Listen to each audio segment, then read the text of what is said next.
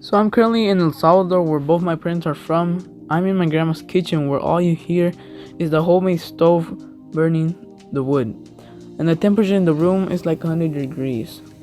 My grandma is telling me to take a very good look on the masa she has on her hand and letting me know what are the instructions to make a perfectly round tortilla. She tells me that at first it's hard, but when you get used to it, it's like cutting butter. One specific ancestral knowledge that has been passed down to me is one of the most used for knowing that you can eat it with almost anything. For example, if you make some eggs, you can eat it with tortilla.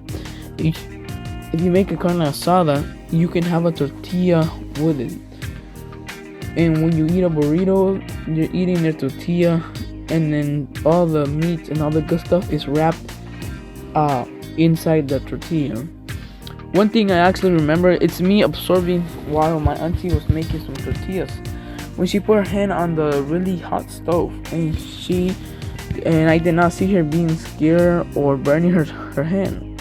I asked my auntie how she did not feel any pain, and she told me that when she was younger, she had to cook a lot, and she burned herself so many times that she got used to it, and she don't feel any more pain. One thing my ancestors teach me with how they make tortillas, it's not that everything is done fast, but things take time in life.